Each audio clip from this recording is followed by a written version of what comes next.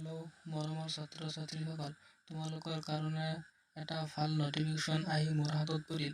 যিসকল ছাত্ৰ ছাত্ৰীয়ে BA ফাৰ্ষ্ট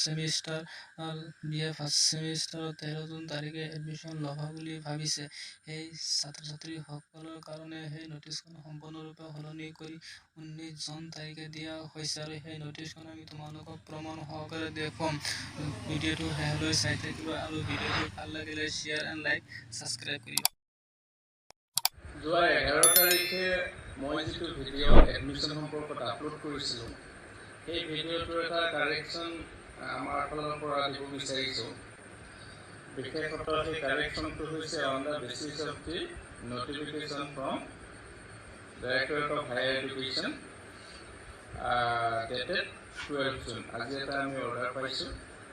আমাৰ যিখন ফাৰ্ষ্ট মেৰিট লিষ্টৰ কথা আমাৰ 13 তাৰিখে আপলোড কৰাৰ কথা আছিল, মই আপোনালোকক আগতেও কৈছোঁ যে আমাৰ গোটেই এডমিশ্যন প্ৰচেছটো ডিপাৰ্টমেণ্ট অফ হায়াৰ এডুকেশ্যন এছামৰ দ্বাৰা চালিত হয় সমৰ্থ পৰ্টেলৰ জৰিয়তে।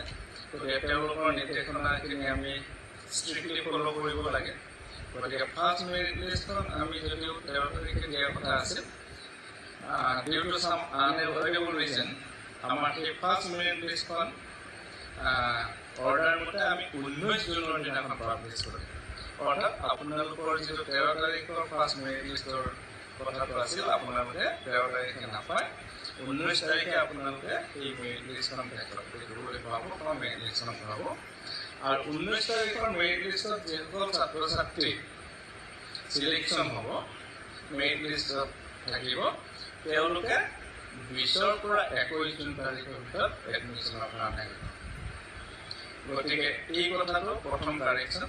আৰু সেই অনুযায়ী দ্বিতীয় যিখন মেৰিট লিষ্ট হ'ব, ছেকেণ্ড মেৰিট লিষ্ট, সেইখন আমি পাব্লিছ কৰিম 22 জুনত।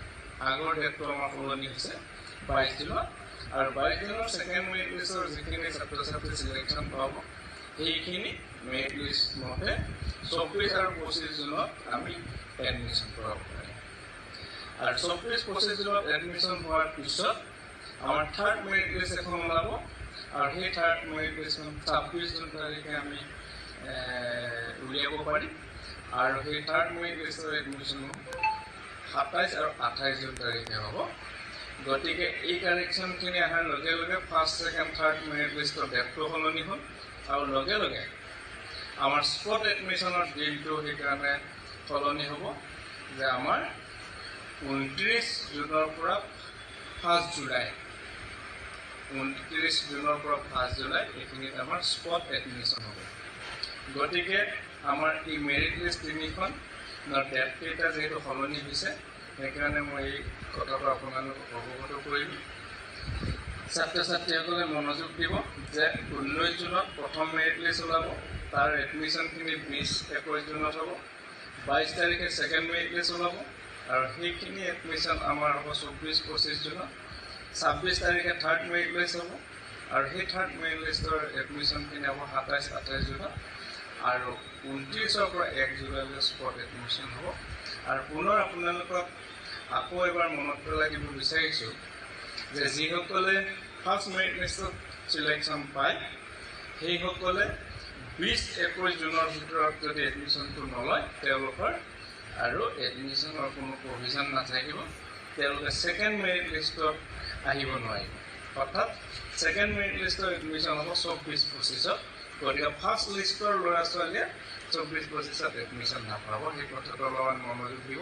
ঠিক তেনেদৰে 26 জুনত আমি যিখন থাৰ্ড মেৰিট লিষ্ট উলিয়াম, তেওঁলোকৰ এডমিশ্যন 27-28 তাৰিখে হ'ব। গতিকে তেওঁলোকেও এই ছেকেণ্ড আৰু ফাৰ্ষ্ট মেৰিট লিষ্টৰ ছাত্ৰ ছাত্ৰীয়ে থাৰ্ড মেৰিট লিষ্টৰ দিনাখন এডমিশ্যন ল'ব নোৱাৰিব।